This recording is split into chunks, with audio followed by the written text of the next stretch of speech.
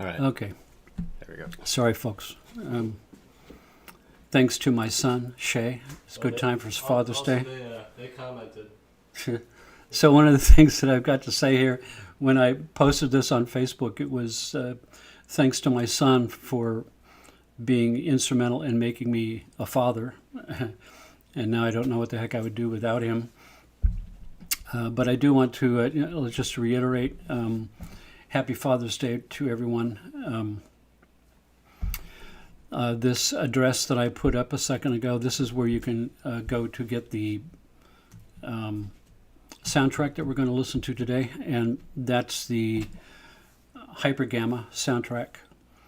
And Hyper Gamma, 100 hertz brain activity, and Lambda, 200 hertz. These regions of where the brain goes, these really extremely high states of focus, way beyond beta, which tends to be kind of a left brain ordinary focus and attention. This is focus beyond, focus into regions where the focus is everything. So I think that equates pretty closely to focusing into the depths of the connection between all of us, the collective unconscious that extends out into the universe, which is kind of where we're exploring today.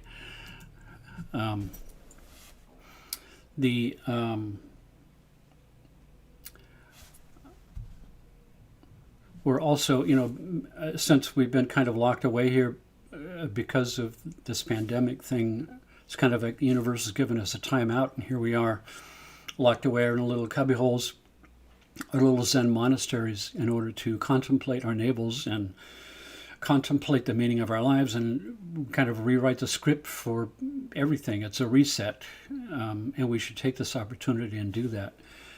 And that's the reason why I began having these live streams, because I realized that it was time to reinvent my life and square away a number of things in my life that I've been contemplating doing. But you know how that goes. You contemplate it, but what it would take to do it tends to be a hump that you have to get over. And I used this opportunity to do that change, really to reinvent my life online, to take all the courses that I teach, and general courses in sound and healing and esoteric anatomy, and put those online, and the individual training courses, certification courses for people to practice my biotuning technique, which involves a lot of high-tech equipment and special programs I've written, and heart rate variability, to do that also online. And that's been a huge, massive project to create video content and screen capture content. And thank God my son Shay is here, because he is the guy to make that happen. We're also creating our own app, and Shay is working diligently to make that happen. I'm also remastering my whole catalog of all my soundtracks, and that's 90 soundtracks. So that's a lot of work, and we're remastering digitally, and we are inputting a new digital 3D expansion system that I created and have a patent on, called the TEASE system, the Thompson Enhanced Audio Spatial Environment. So the sounds like really explode out and are all around you in a way you've never really heard before. We also have been, over the last couple of years, working with a manufacturer to manufacture our own sound tables, our own transducers, our own impedance matched amplifiers, our own headphones, a mat that lays on the floor, our own light glasses that translate the sound into visual entrainment and kind of mind-blowing subconscious patterns. It's a lot. And doing these live streams, all of that is what we've been up to. I thought when I would be locked away at home, I'd be twiddling my thumbs, but no, this is the most I've ever worked in my whole life. it's a joyous enterprise. So let's go here. The last time we talked about the NASA space sounds gathered through Voyager 1 and 2. Voyager 1 was shot off into space in 1986. That was the year I came out with my first soundtrack, my first album, Isle of Skye. And we listened to a number of these space sounds from last time. And just to reiterate, space sounds is an interaction of charged electromagnetic particles from the solar wind, the nuclear explosions from the sun issue a force, a pressure wave that strips the atoms into the component parts into charged ions that are in a state of resonance. And the force of the solar wind comes back and it blows. Here's a planet. This is Earth. The electromagnetic envelope and the magnetic field in the ionosphere are blown back away from the sun like a big comet tail. And the leading edge of these very heavily vibrating ions, as the solar wind strikes the ion field of a planet, we get these ion acoustic waves, which means that the ions, when they're interacting, happen to resonate exactly within the range of human hearing, acoustic waves, 20 to 20,000 cycles per second. And NASA was very interested in this because we know there's no, that space is a vacuum, and sound requires a medium to transmit from one place to the other. So people say, well, there's no sound in space, but we know that's not true. There's no air in space, but the vibrations are there. You just have to pick them up with the correct microphone. And that's pretty much what these two big, long steel poles were, the plasma wave antennas on Voyager. For these big, long steel poles would enter into the vibrating ion field and sympathetically resonate and act like a kind of a microphone. Like putting your head on the piano and hearing the piano through bone conduction in your skull. We're going to listen to the remainder of the space sounds that we didn't hear last time, and that's a few. I've got 2-minute samples of each one of these. And remember, as I've said before, one of the important things to have during these broadcasts that I've got is these magic sets of headphones. And that's because most of the soundtracks that I've got have a lot of low-end sound frequencies in these soundtracks. As a matter of fact, all these soundtracks are designed specifically to play your body as well as your brain through headphones. So that's why I developed and patented a special sound table and a sound chair and a sound mat to deliver the low frequencies into your body as a physical experience. So all these soundtracks are designed to play your body as well as your brain. So there's a lot of low-end frequency information on these soundtracks, and you would miss those if you didn't have headphones, because the speakers in your laptop or the speakers in your phone are too small to produce the low-end frequencies, so you won't hear anything unless you've got these headphones.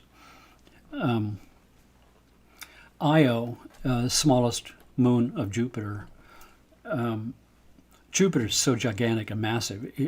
It's almost massive enough to have become a sun, because the pressure at the center is almost enough to cause a thermonuclear explosion, a fusion reaction.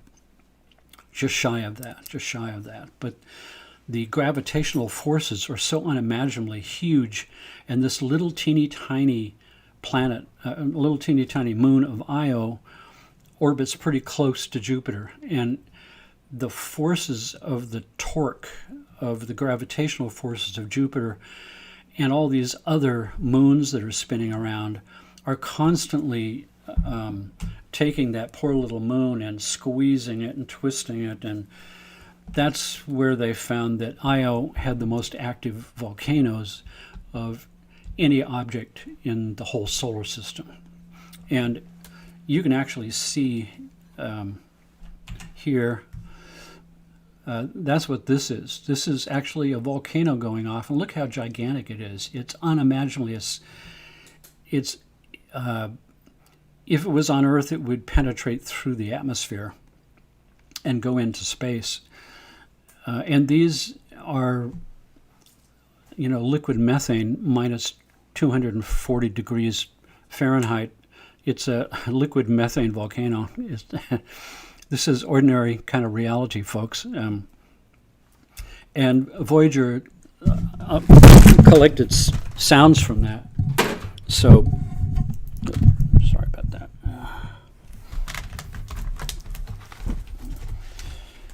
Just dropped my microphone, so excuse me for a second.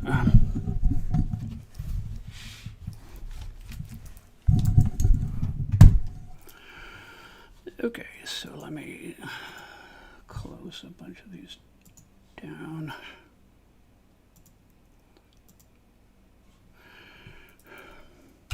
Sorry, my microphone dropped on top of my keyboard and I get 50 pictures up on my screen.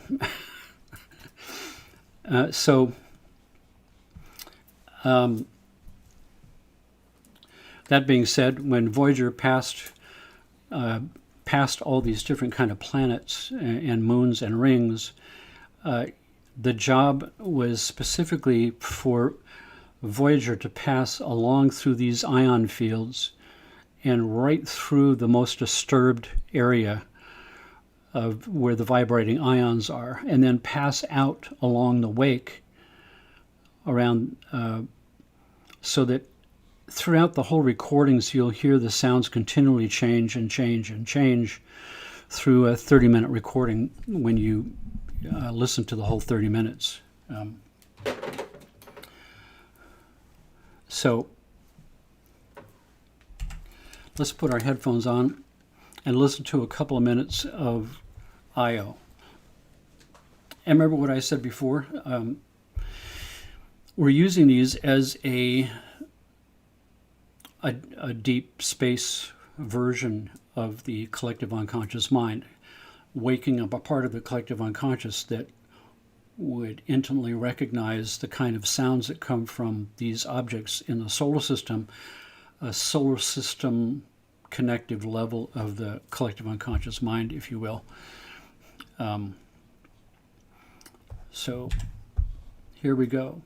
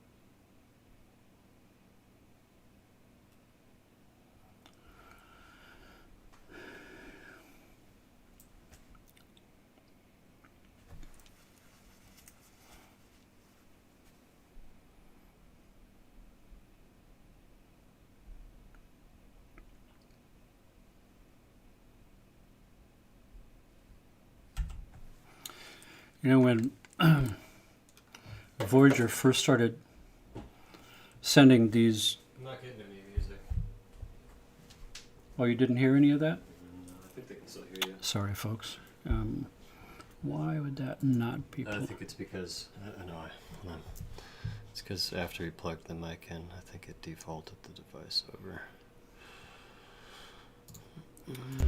Sorry, folks, for fixing this.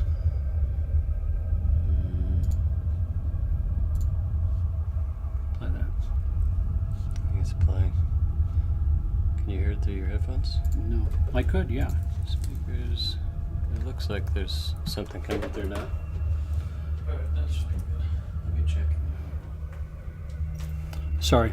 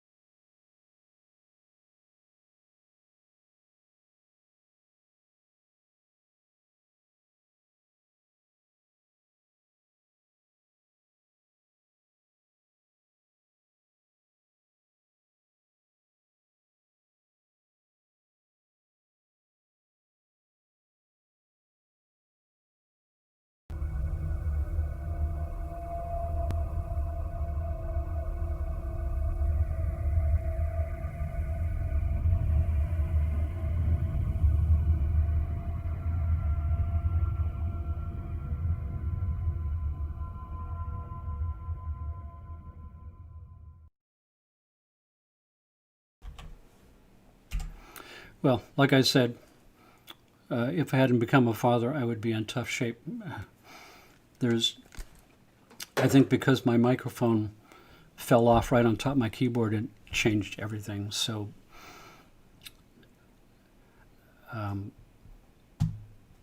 so let's go to.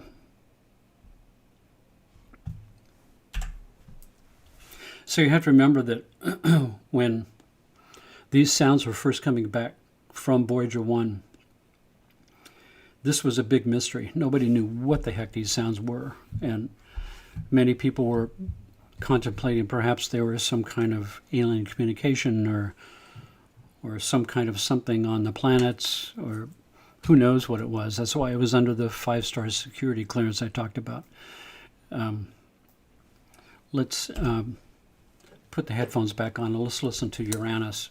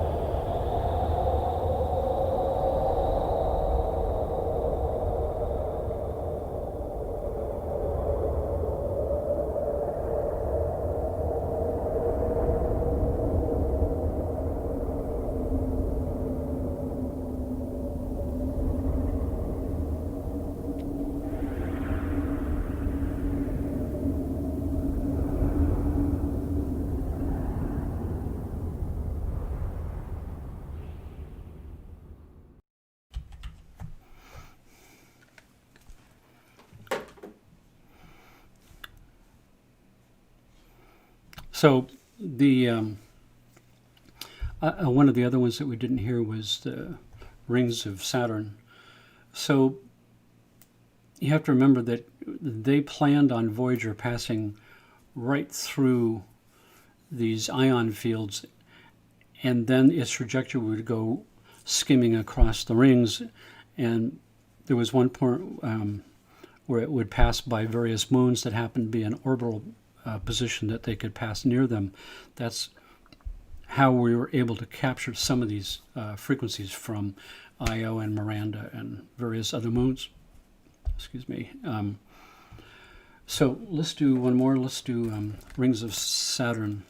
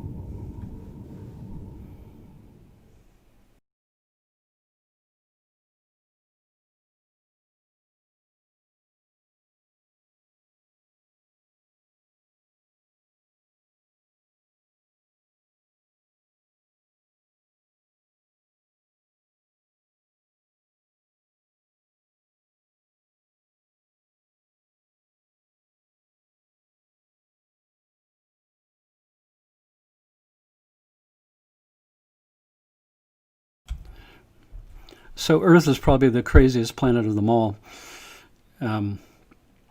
The recordings from Earth were not from Voyager 1 and 2. They were from the ISEE and Hawkeye satellites. And these are constantly up in orbit collecting data information from Earth's own electromagnetic fields and the interactions between the solar wind and Earth. And I remember the person who was instrumental at NASA and JPL for data collection and the whole project of Voyager for collecting these space sounds. His name was Fred Scarf. And I got to know him a bit through a series of phone conversations because of the work that we were doing with these sounds. And then I was able to get a lot of the catalog, NASA's catalog of photographs taken from Voyager 1 and 2 and other kind of other space probes from the planets. So I got some really amazing high-res photos. And because of RB, who is the connector from TRW, I was able to keep my friendship with him over the years and gain access to all kinds of other information. And before I get into that, story, let's start just listen to the sounds of Earth here, which is pretty amazing.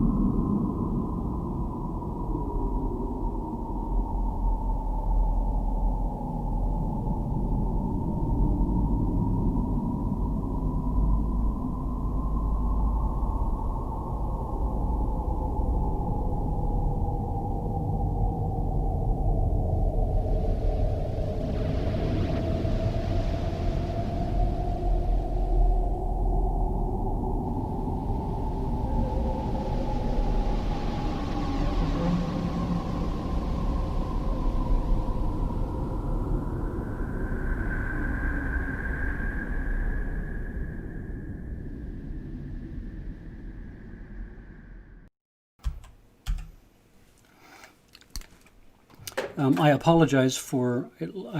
Shay is telling me there seems to be some kind of lag. And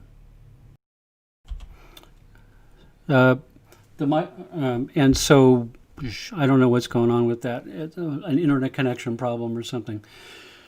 But just remember, we are also, yesterday we just began the summer equinox, which is a grand celestial event, the beginning of summer, the longest day of the year. At the same time, we have a grand solar eclipse on the other side of the world in Africa. And that's called a ring of fire eclipse, where the distance of the moon is in its perigee, which is furthest from the Earth in its orbit, so therefore it doesn't completely cover the sun. And so the disk of the moon covering the sun leaves a ring all the way around of fire, which is a spectacular, very different type of eclipse. And don't forget that we now have a few planets that are all going retrograde at the same time. So any kind of communication like this is subject to be fraught with weird difficulties. So I apologize for cosmic events that I have no control over. I want to go back to where I was here. And then, of course, I produced all of these soundtracks, 11 soundtracks of all these different space sounds. You can hear little samples of those on the Sound Store. The web address is Scientific Sounds with an S, scientificsounds.com. So back in 1991, well, before that, for a few years, astronomers started to see these bizarre, huge, extremely bright and energetic flashes of light coming from deep space. And the energy in this light, the brightness of the light, was equal to all the suns in an entire galaxy all flashing at once. the amount of energy involved was astronomically, unbelievably large, and the brightness level was kind of unbelievable, never seen before. And when they focused the telescopes on those regions of space to see what was there, they tended to be areas of space where there was nothing there. And so this became the biggest enigmatic mystery in cosmology at the time. Everybody was on the bandwagon trying to figure out what were these giant bursts of light that only lasted for a second or two or less than a second, a gigantic flash of light with more energy than all the suns of a whole galaxy. And analyzing these bursts of light quickly showed that it was a massive, gigantic, biggest ever measured in science burst of gamma rays. And gamma rays are extremely high energy vibrational electromagnetic frequencies. The highest on the scale, except for cosmic rays, is gamma rays. Eventually, it was determined to try to explore this without the Earth's atmosphere in the way.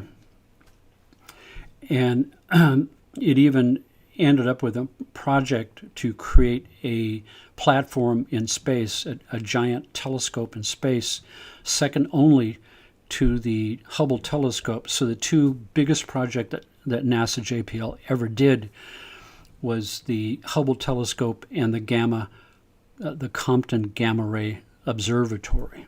Let's go here. These giant bursts of light coming from various areas of space. Of course, they didn't know what these were.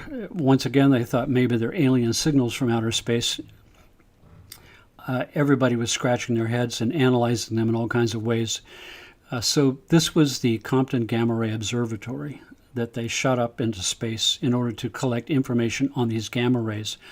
And of course, they put a lot of other equipment on there to gather information from various parts of the electromagnetic spectrum. But the gamma ray portion was this part right here called the BATSI, which was Burst and Transient Source Explorer. And there were a series of these modules spread throughout to specifically collect these high energy gamma ray bursts. And this was launched in 1991 to collect, the information on these incredible kind of bursts from space, these bursts of light from space. As they began to collect this information, it started to become clear that these were collapsing neutron stars collapsing into a black hole. So here, when a black hole forms from a collapsed stellar core, it generates an explosive flash called a gamma ray burst. Contrary to earlier thinking, evidence now suggests that the glowing fireball produces more gamma rays than do the shock waves from the blast. So you can see this collapse into a black hole releases an unimaginable amount of energy, and part of that energy is light, part of it is heat, part of it is various forms of radiation, but gamma rays are the biggest ones that come through. Then there's an afterglow in a lower frequency, vibration frequency as it cools off, which cools down from gamma rays to X-rays. So the afterglow of some of these could also be measured. They began to form a map of these bursts all over the universe in all kinds of different energy spectrums. That's the energy spectrums from purple to red here. And they analyzed the frequency bursts of each one of these different kinds of ones. This GRB is gamma ray burst, and they gave them each a number. But then they collected the a gamma ray burst that was the most famous burst that has ever been recorded, and that was the gamma ray burst from the earliest point in the universe back to 300,000 to 600,000 years after the Big Bang. And we'll actually talk about the Big Bang, whether it's actually something that happened or not. But remember that the further back in space you go, light travels at a certain speed, and that speed means that an explosion that is reaching us now happened hundreds of thousands of years ago. In this case, that light has been traveling since 600 million years after the Big Bang, which is billions of years ago. So this is the oldest light that has ever been measured. And because I was friends with RB, who got me the space sounds, and this guy at TRW was the head of the project for the Compton Gamma Ray Observatory. He's the one who drew the team together and designed the Compton Ray Observatory and figured out all the math of how to send it off and managed the whole project. So more than anybody else in the world, he had the inside dope on what these gamma ray bursts were, and he had all of the data. He had the data collected from all of these bursts. And in particular, he had the data for this one burst, the famous burst, what's called the GRB 090423 burst. This represents the oldest starlight that's ever been recorded, the earliest event ever recorded by science in the whole universe. And after a series of discussions, he gave me this signature of the light frequency burst with all of its harmonics. And I went into a month-long project to convert this into sound. One of the more complex things that I've ever done as far as converting sacred symbols into sounds, and I look upon this as a sacred symbol. So you can see where I took that gamma ray burst information, the shape of this burst, here, and divided it up with vertical and horizontal lines that ran through each one of these burst places and located an XY coordinate, and then related each of the size of the peak from bottom to top in relation to the other peaks as ratios, and worked all those ratios out with each other. And then once I had done that, all I had to do was assign a frequency for the topmost peak, which I put at 400 hertz, and then calculated all the rest of these as ratios to that, and came up with a frequency chart for each one of these peaks and each one of the valleys. 400 hertz at the top means that every single peak, including the bottom ones, still were within a range of human hearing between 20 and 20,000 hertz. So that was the earmark. I had to fit all of these in. I had to raise this up to the point where the lowest frequency came into the 20 to 20,000 hertz range. And that set the mark of what this would sound like and what octave to use. I think that the time and space is a malleable coefficient.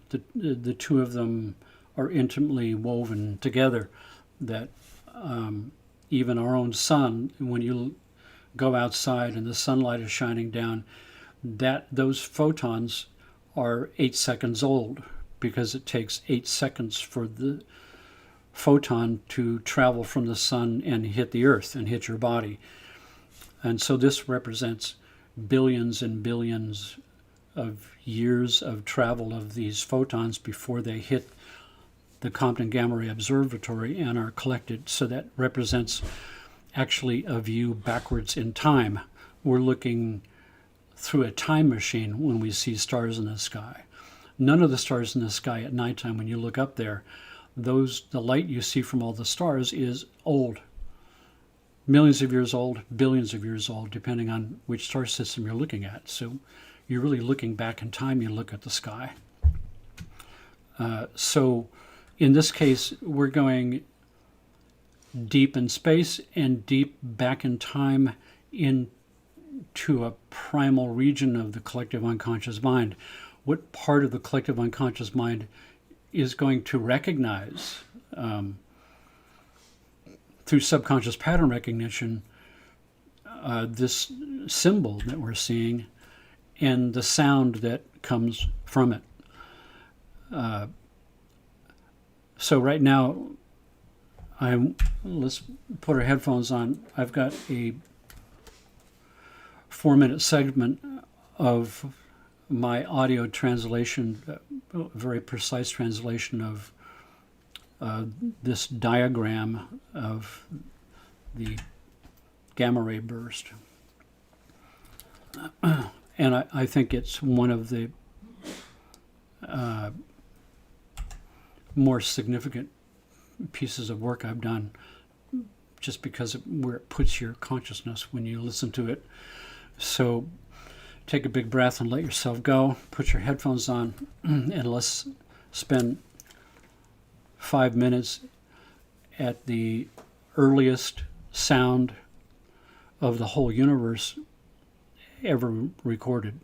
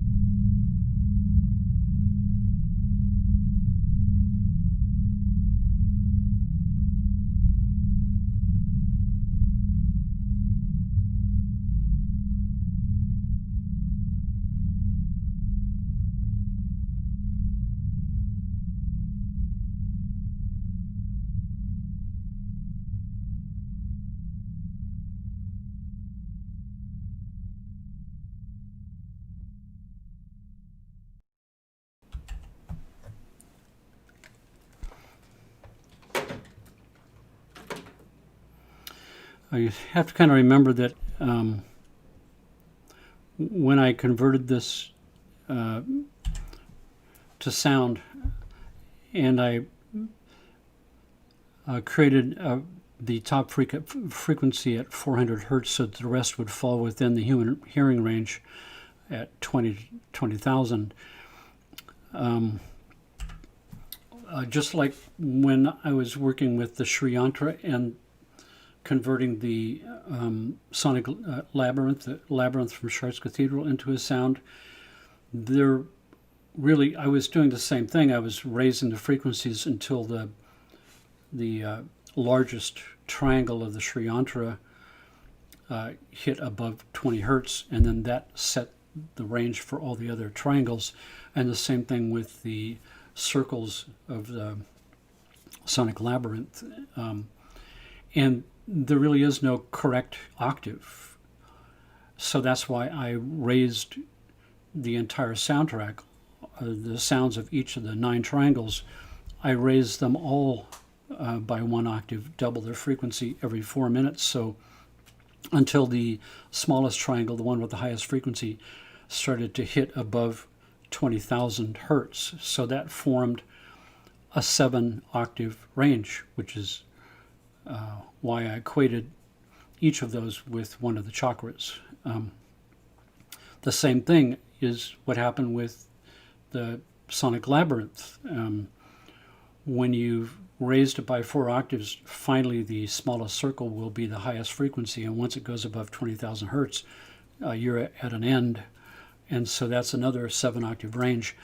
And this symbol is pretty much the same, because I've taken the top frequency of 400 so that the bottom frequency would still be within above 20 hertz.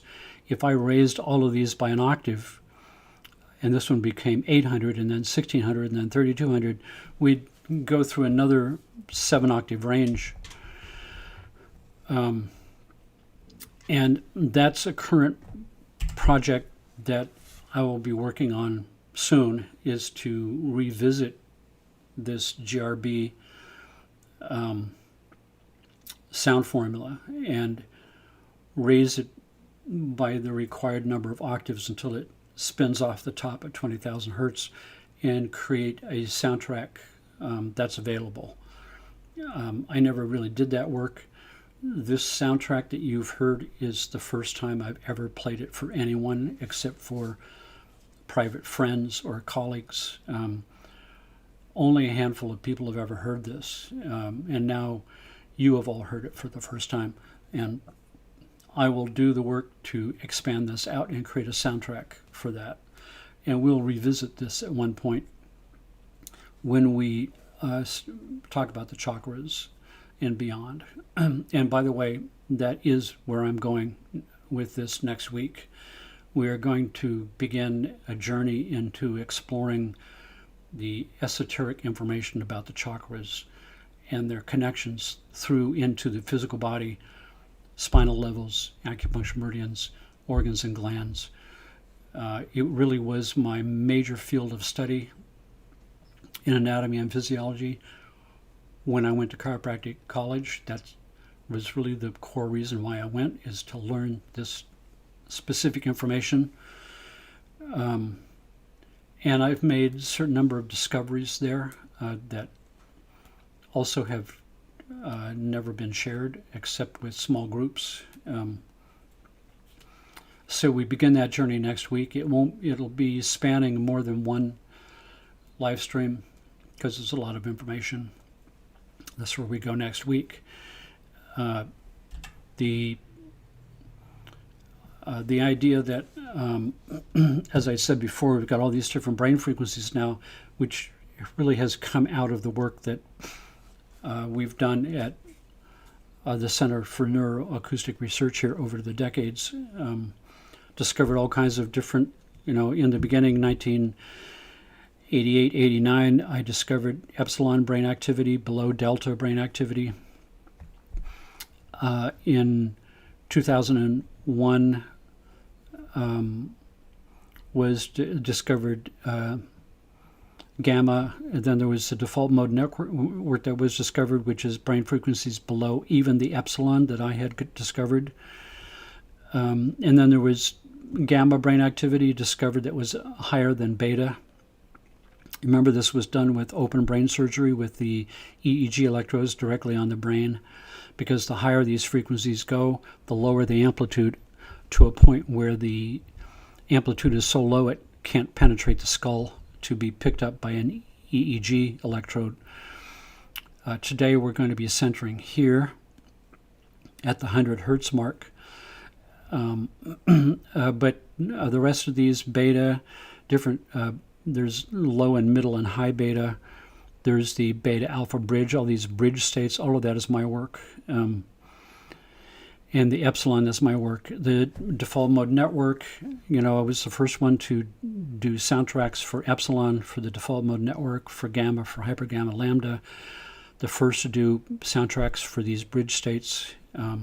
Most texts still only list beta, alpha, theta, delta. Now they include gamma. Nobody's talking about hypergamma or lambda or anything below that. So today we're linking the brain entrainment to where the brain tends to go when it expands its focus to include everything in the cosmos. And that's why I believe that this particular brain entrainment track is the perfect one to be using for these deep space sounds that we've just heard through the gamma ray burst. So once again, I think let's join together with headphones on. Remember that one more time, we're intentionally building brain entrainment frequencies with binaural beats into a soundtrack that has deep unconscious pattern recognition to use as many forces as possible to put our consciousness, stack the indicators in the right way, so we have the best possible chance of accessing a part of ourselves in a collective consciousness way with a mind link using science, so that we can access a part of ourselves where the original indigenous self resides, who has a template for the pure unfolding of what life could be as an image, and how we can use that to transform our world by using a link to create a kind of a quantum tipping point where we can change the next moment from now and rearrange life on Earth to be more in compliance with the natural order. If human minds hadn't come in and screwed things up a little bit, that's our purpose. So close your eyes, and we're going to go on a 15-minute journey into the hypergamma realm, where we connect with these cosmic influences that I've been outlining with the gamma ray burst. And so here we go.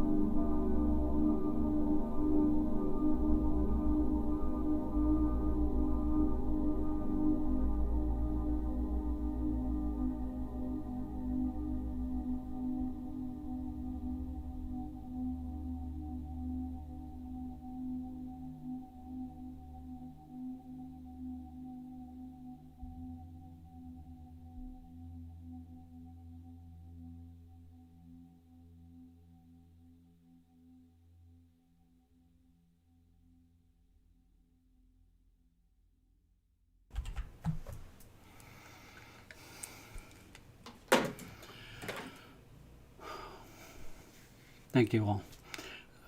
My apologies for the weird kind of snafus with the sound in the beginning, but you know there's no sound in space, right?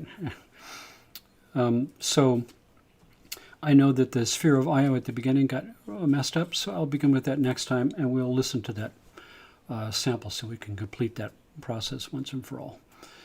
But come next time, it's not to be missed. We'll begin a journey on the chakras in a level of detail, a anatomy, physiology, and esoteric relation and connection with each of the chakras like you've never seen before. So thank you very much. Happy Father's Day. Happy solstice. Take care and be safe.